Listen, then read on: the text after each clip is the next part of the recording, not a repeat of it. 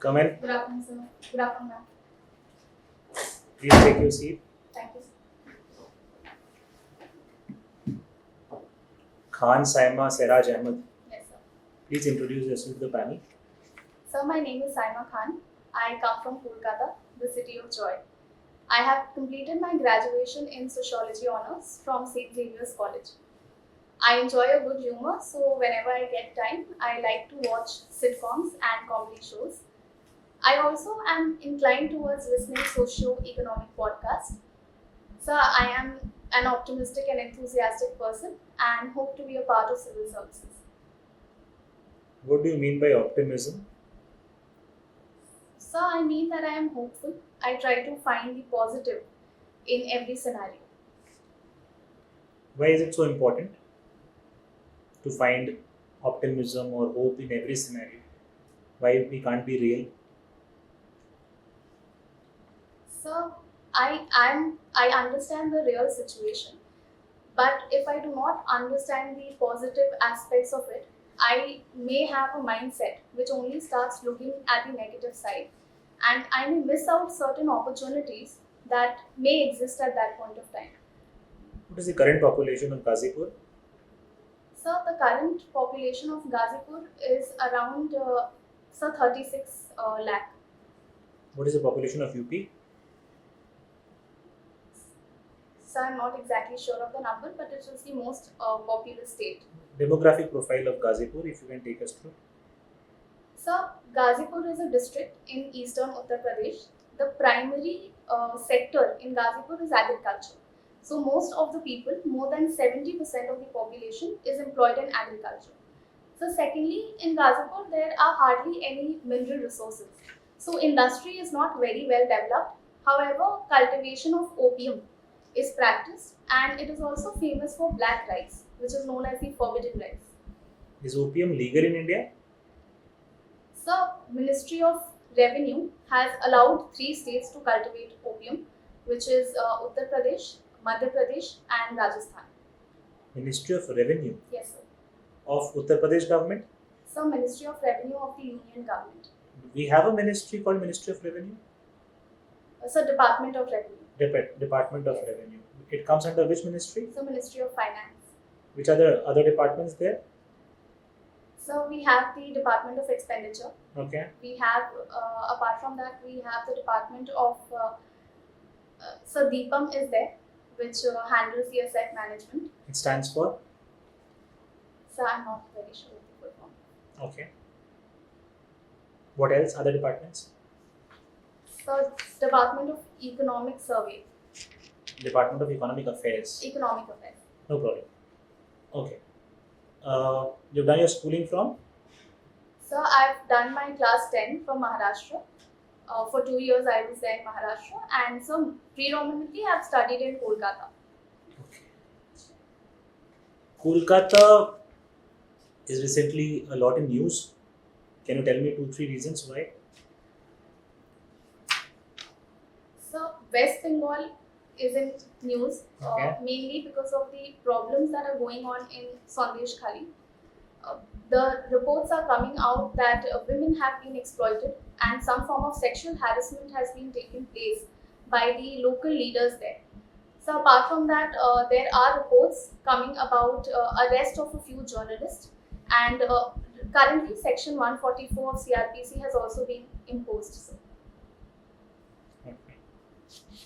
What are the 3 major differences between CRPC and the currently or newly enacted law, the criminal laws?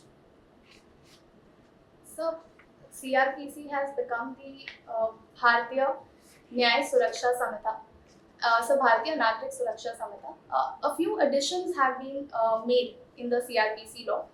So one is that certain offences have been made compoundable. The number of compoundable offences has been increased. So apart from that, another change that has been done in CRPC is that evidence, when we are talking about collection of evidence, digital evidence is also being allowed. Okay. So currently I'm only able to recall this much. Okay. Can you differentiate between compounding offense and non-compounding offense? So compoundable offences are one, in which the nature also the offense can be so there can be bail. Also, the offense can be diluted. So, a non-compoundable offense, it cannot be diluted. What do you mean by dilution? Can you give an example? Can you differentiate by giving example of both the offense?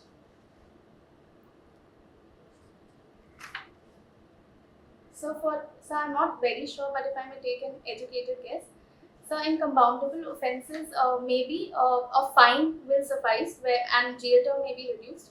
But in non-compoundable offences, that won't be allowed. Okay. Uh, who is the current Minister of Education in India right now? So currently we have Dr. Dharmendra Pradhan. Pradhan. Dr. Dharmendra Pradhan. Okay. What do you mean by sociology? So, sociology is the study of society, a systematic analysis of the different structures in society and the interrelations within the society. So, different structures including family, marriage, religion, and how they interact to shape the structure of society as well as that of individuals. Why do we need to study society? So, society has diverse impacts on individuals as well as the structures. It helps us understand the deeper aspects of any problem. So, for instance, poverty, which is usually seen as an economic problem, may have social implications and social causes. So, studying sociology will help us get a deeper analysis of any situation and understand the multi causality that may be linked with it. Saima, is poverty more of an economic problem or a social problem? Explain with reasons.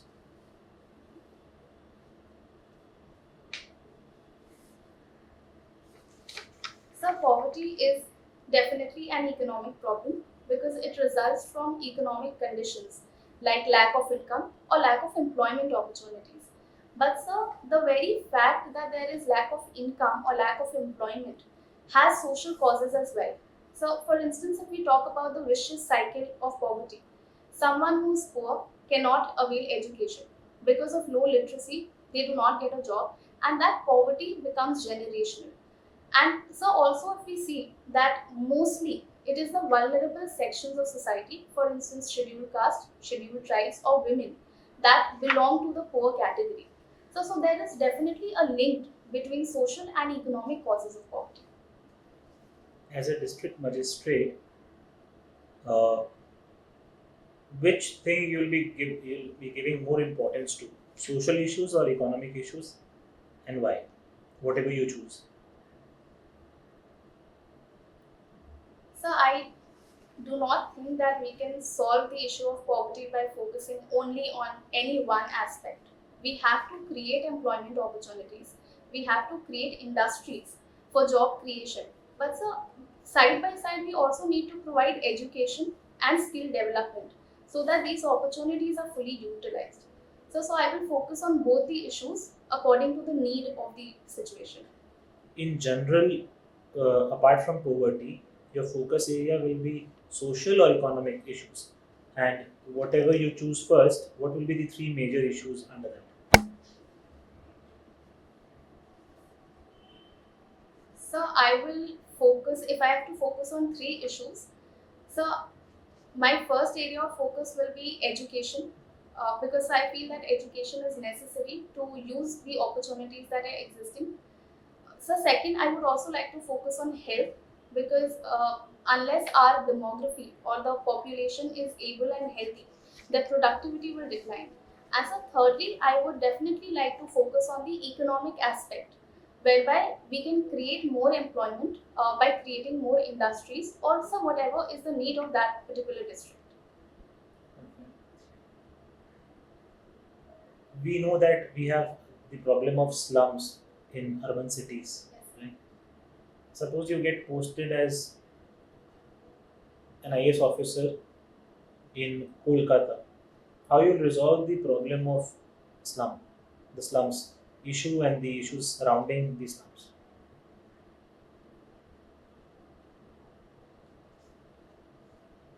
So, if we go by data, there are around 3,000 slums in West Bengal, and around 1,000 of them are in Kolkata. So, my first aspect will be to understand whether these are tenable or untenable. So, if they are located in a proper area where there are certain civic amenities, I will focus on in situ redevelopment of these slums. So, for this, I think we can use the schemes of PM Awas Yojana, and vertical housing units can be created. So, if the slums are untenable, then there is definitely a need for relocation, and so I will ensure that relocation is done by taking into account the people and ensuring that their employment is not hindered. So, relocation to a nearby area will also help. And so, thirdly, I think that within slums, we have a lot of economic potential. There are small MSMEs that operate. So utilizing this may also increase the economic potential of the people and may help in them getting better access to certain services. I can see that you like watching situational comedy shows Yes. and you like writing journal also. So, gratitude journal, yes. So, if you're already having gratitude, why you need to watch comedy shows to bring happiness to your life? So, I find comedy shows entertaining. So, I think comedy shows are one of the things that I can be grateful for. So, they are also relatable, in the sense that the characters are mostly often shown who are similar, of similar age, and who have similar issues. And so, comedy shows also present a hope, in the sense that no matter what is going on in the character's life, they are always positive, happy, and hopeful. So I think that helps me in writing the gratitude journal. Salma, you have been with an educational institute. Yes. So, what are your views on open book examinations?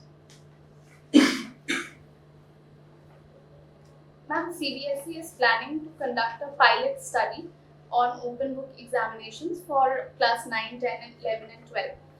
Ma'am, it is a good idea in the sense that it will mark a significant shift from rote learning to understanding, whereby students will have to analyze the concepts and write accordingly. And it is also in line with the national education policy, which wants to focus on literacy and understanding rather than rote learning. But ma'am, at this current point, I do not think that students are ready for open book tests, because that also needs to bring about a significant change in teaching, the way things are taught, and students need to develop certain skills before they can write.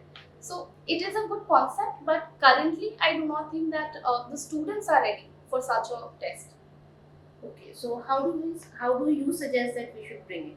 I mean, divide it on basis of in which standards we should bring in, or in which educational subjects should we bring in.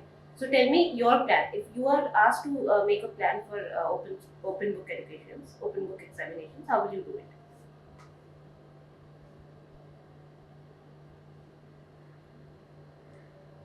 Ma'am, I think that it has to be graded. So we cannot have an open book test for all the classes and for all the subjects at once. So we can try that at least the internal examinations that are held within school and not exams like boards can be conducted at least on a pilot basis for an open book test. And understanding what the deficiencies are from that particular test, we can work on those areas. So for instance, ma'am, teachers can change their teaching patterns, and also the question papers that are being set will have to be changed, and maybe some extra classes will be needed for students. So ma'am, I think gradation approach will be a better way for following the open book test. Are there any type of education, for example, can you name any type of education where open book education will not be very helpful? I mean, in which cases do you think it will not be very helpful or disadvantages?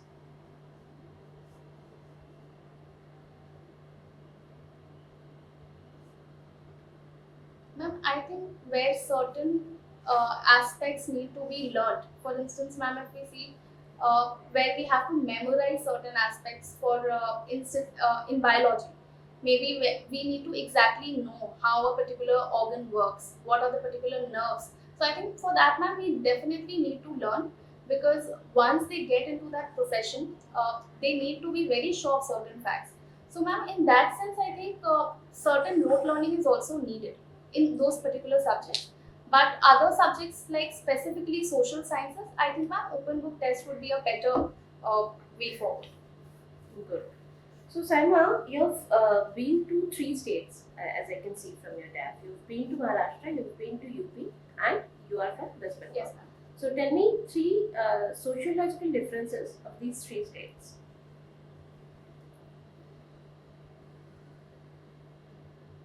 Ma'am, every state has their own positive aspects and their own positive challenges. If I start with West Bengal, ma'am, West Bengal has the idea of goddess worship.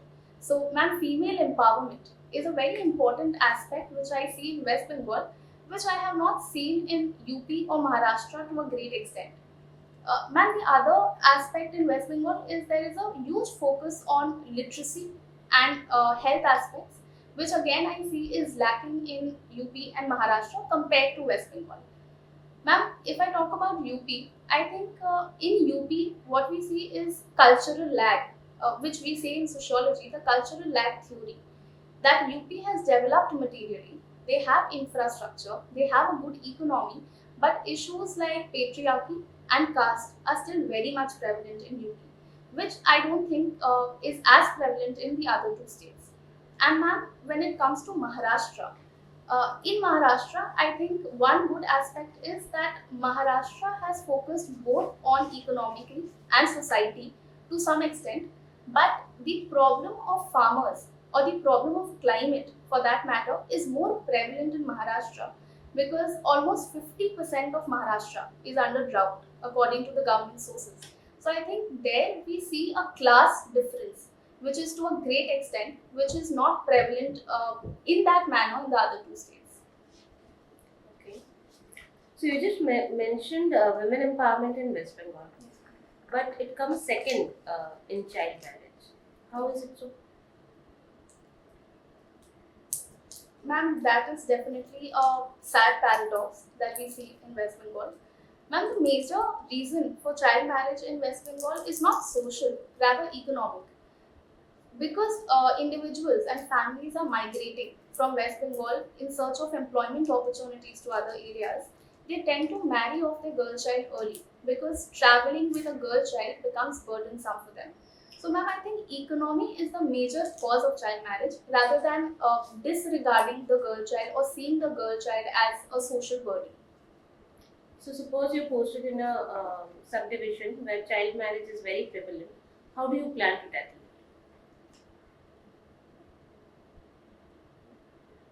Ma'am, my first step would be to create employment opportunities, because the major reason behind is lack of employment.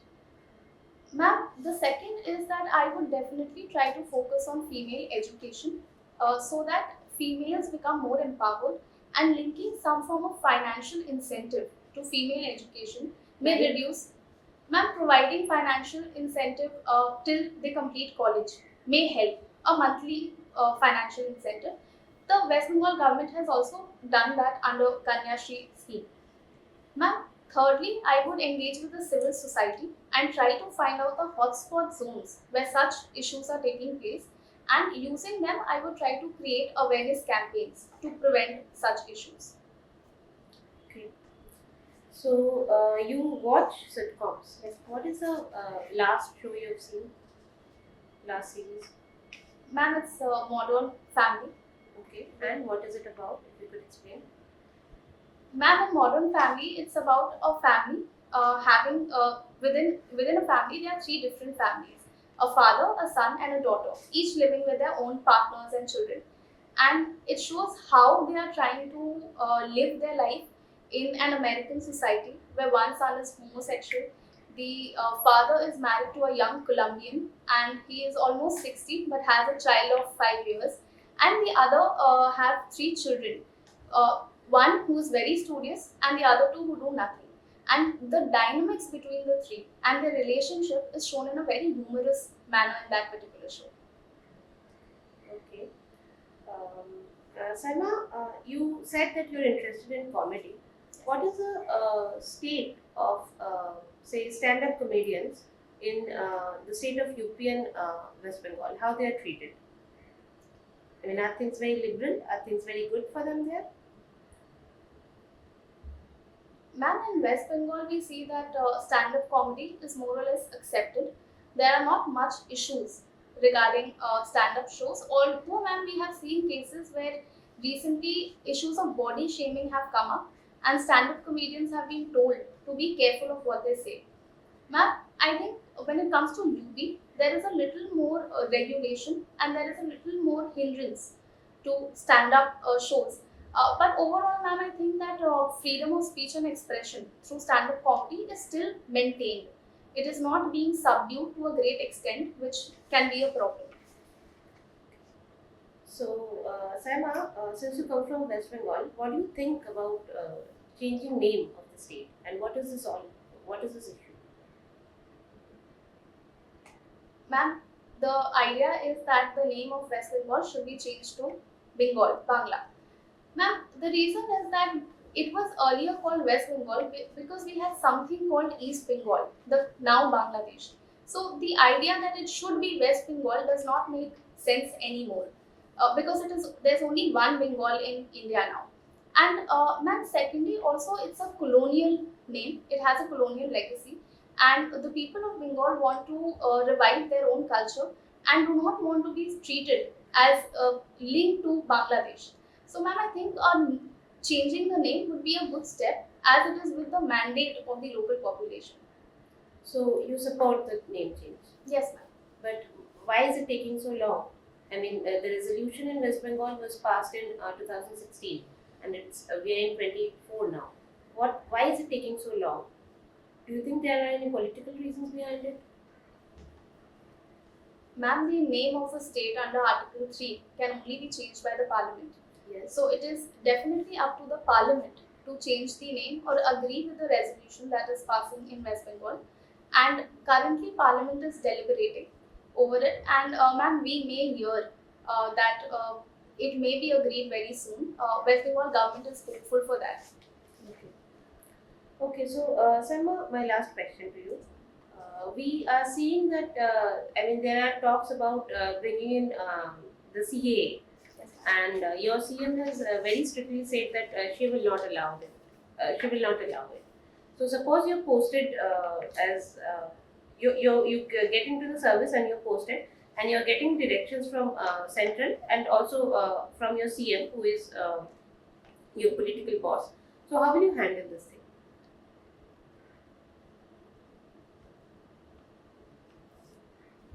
Ma'am, tackling the issue between centre and state regarding the implementation of Citizenship Amendment Act will be a huge challenge. We know that it is the Parliament who has the responsibility to make laws, and state government cannot intervene or interfere in it. But ma'am, since I have to implement and I have to find a common ground, I would suggest both the parties, the state government as well as the centre, to use forums like interstate council to solve such issues. Because ma'am, if there is any forceful implementation, there is a huge chance of violence and disturbance of law and order. And such orders can only be passed in a federal society through debates and consensus. So I think ma'am, if we use platforms that are already existing, it may actually provide a viable solution.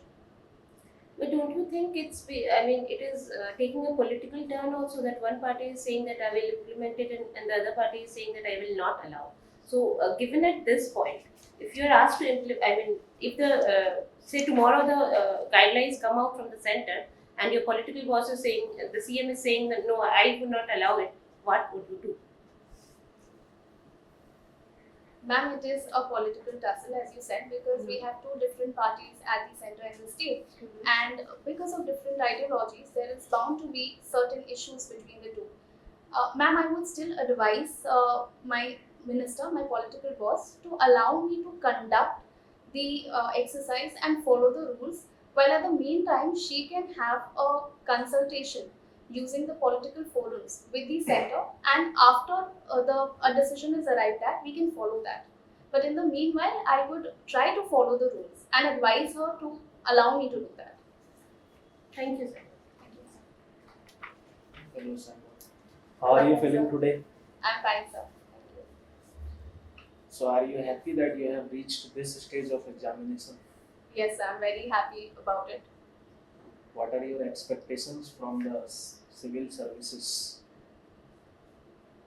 So my expectation is only that if I get selected, I become a means to serve the people, because I've always been interested in that, and I would try to bring about certain social changes. And my only expectation from civil service is to provide me a platform to do so.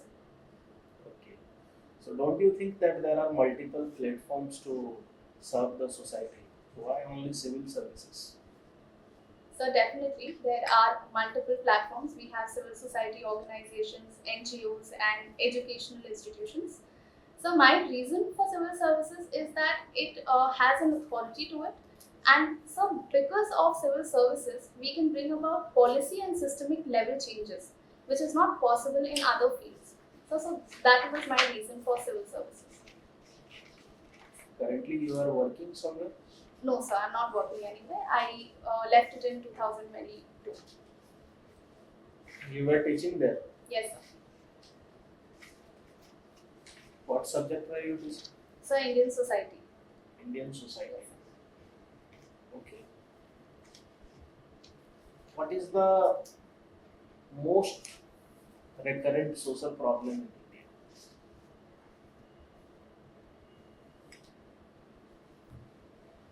So I think one problem that has never left India is that of poverty. I think so that has continued since a very long time, and so while we are making strides towards improving it, I think so it has stayed for a very long time. What is your view about communalism as a social problem? So communal elements are there not only in India, sir, but in every society. And so we have seen that India has witnessed certain communal clashes over the years. And it is definitely a major social issue because it tends to threaten the unity of the country and create divisiveness. So I think India's fabric of secularism can help to combat the menace of communalism. Okay. What the government is doing regarding control of communalism? This is election year, Yes, sir. and most of the political parties capitalize on these things like polarization. Yes, sir. So, what do you think should be done to control these things that communal elements do not get entry into politics? What is your view about it? How to address this problem of communalism related to politics?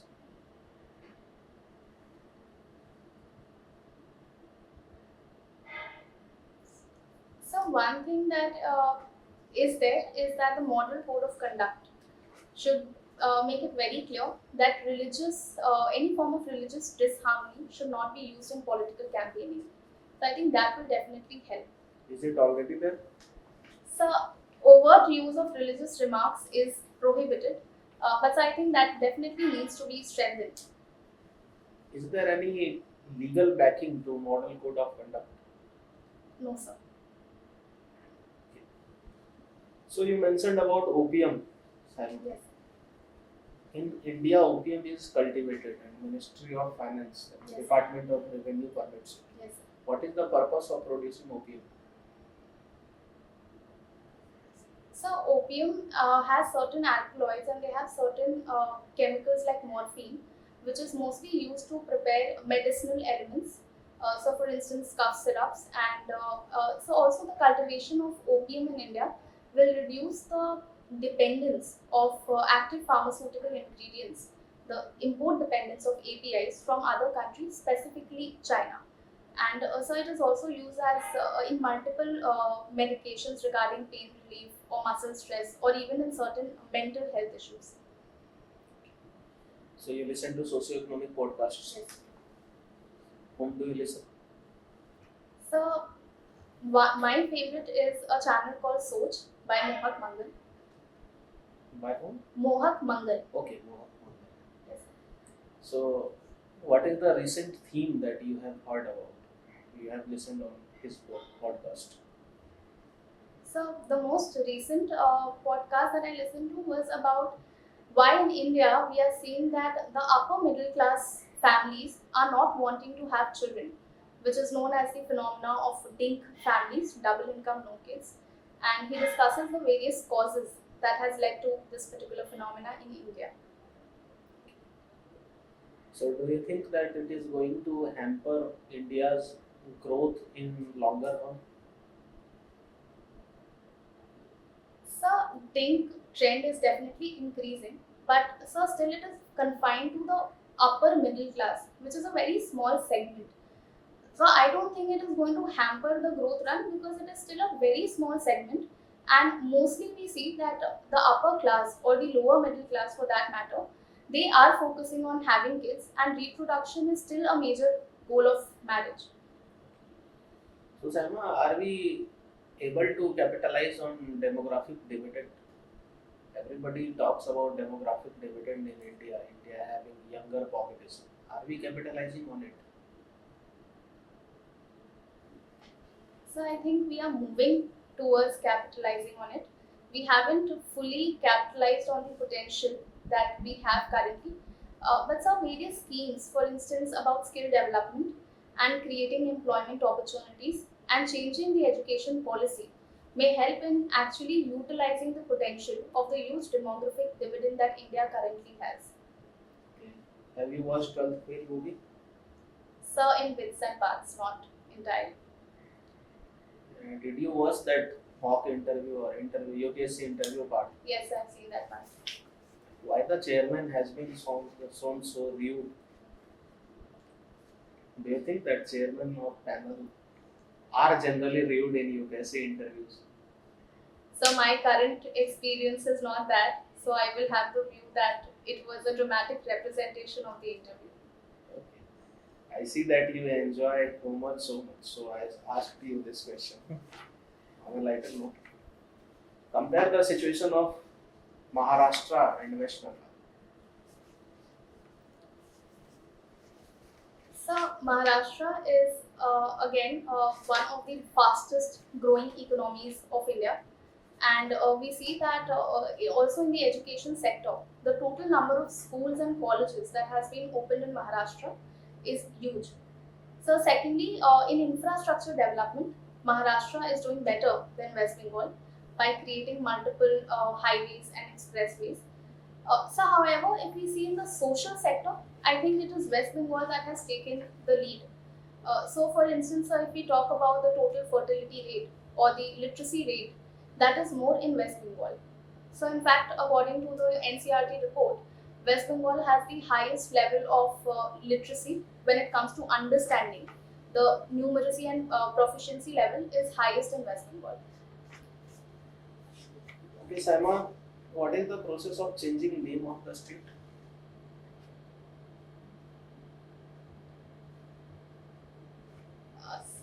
Uh, it is up to the parliament to change the name of the state, but the state assembly shall pass a resolution regarding the same, which will be transmitted to the parliament, and the parliament under Article 3 may by a simple majority change the name of a particular state. Okay, the view of state is considered or not? So it is not always necessary. Is it binding? So parliament's view? No, the view of state assembly. Is it binding? No, sir. Under Article 3, it is not binding. The state may not agree to it, but Parliament has the power to change the name. Is there any time limit within which state assembly has to give the opinion? So I'm not very sure, but I do not think there is any time limit within which the state is supposed to give an opinion. Who decides the time limit, or who gives the this power to state assembly to express their view? So the president. The president. Okay, Simon. you were working in a coaching Yes. institute. This coaching institute is related to civil services. Yes. So, do you think that more people are aspiring to become a civil servant due to societal pressure? So we have seen that there has been an increasing trend and competition in civil services, which shows that more people are getting themselves involved in civil services. So one reason is social pressure. We see that one reason is that the prestige that it offers or the parental pressure is one reason, but so that is not the sole reason. Some people are genuinely interested in clearing civil services, and so some people definitely see it as a diverse opportunity to work and to realize their potential. Would you like to suggest any reform in the process of civil services examination?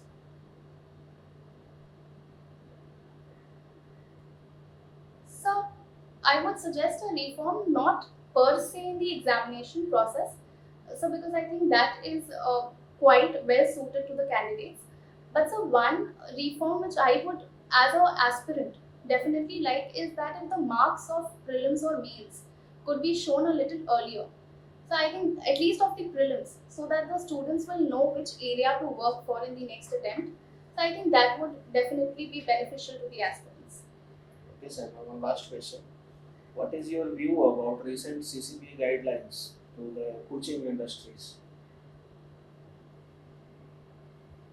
So, if we go by estimates, the coaching industry is around a 58,000 crore industry with no regulations. So, the recent guidelines regarding the fact that coaching institutes have to register themselves, they have to provide credentials of the teachers that are there, and so also not taking admissions of students who are below the 16 years of age or not completed class 10. So, I definitely think it is a welcome step for multiple reasons. So it will reduce the burden on students, and secondly, the misleading advertisements that are being done by coaching industries, that will also be curtailed. Okay, one last question. Yes, sir. After selection, will you be associated with any coaching institute regarding misleading advertisement? So I would not teach in any coaching institute, but sir, I have prepared from certain institutes, and if they want to use my face as a student, and if that is credible, I do not mind, but I would definitely not associate myself to the extent of teaching or managing certain aspects. Thank you, sir. Thank you, sir. You have your interview on 5th of March. On 6th of March, Honorable Prime Minister will be visiting Sandesh Khai. Yes, sir. So, do you think someone of his stature should be involving himself in state issues? So currently we are still not very clear as to why the Prime Minister is visiting. But sir, I think that the Prime Minister can involve himself in such issues because we are seeing that the violence level has been increasing. So there are rape complaints by women, complaints of sexual harassment by women, and so there are certain issues of people being denied entry. So I think if they have an assurance from the Prime Minister, so I think that should not be an issue. Do you think in the election year that will be seen as, or that is actually a political move more than a genuine concern for the state? So I think there is a genuine concern because the situation in Sandesh Khali is not good.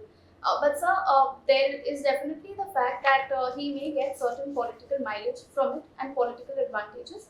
But sir, I do not think that that should overshadow the fact that we can ignore the issue that is occurring in Sandesh Khali. Where is Sandesh Khali located geographically? If you can locate Sandesh Khali in Bengal map. So it's a small island in the North 24 Parganas near the Bay of Bengal. In North Chavez Pargana. Yes, sir. Do we have islands in South Chavez Pargana also? Yes, sir. So are the issues similar there also? What we are seeing in Sandesh Khali? So I think that is definitely a matter of investigation because in Sandesh Khali we have seen the issue arose when the local leader was a local leader went into hiding, and the women got the courage to stand up. So I think there may be similar issues in other islands that should be investigated in the meantime. You can see that you don't want to serve the Indian Police Service and the Indian Foreign Service. So, how you serve the society then, which is your first motive or primary motive. If you don't go for such challenging post, especially Sandesh Kali is also having such challenges where we saw an IPS officer Yes, sir. being targeted by the mob. Yes, sir. So, any particular reason why you're not opting for these services? So my only reason is that I have always been interested in societal aspect of things, and I would like to contribute my bit to society by delving into policy making. So I think that will be my stronger forte. And so law and order is definitely a very imperative part of ensuring security in the state. But I find myself more interested towards policy making rather than law and order. Okay. What do you mean by bonds? So bonds are redeemable instruments that are issued by the government or so any other entity, and they can be redeemed at a certain value. Are they of equity nature or debt?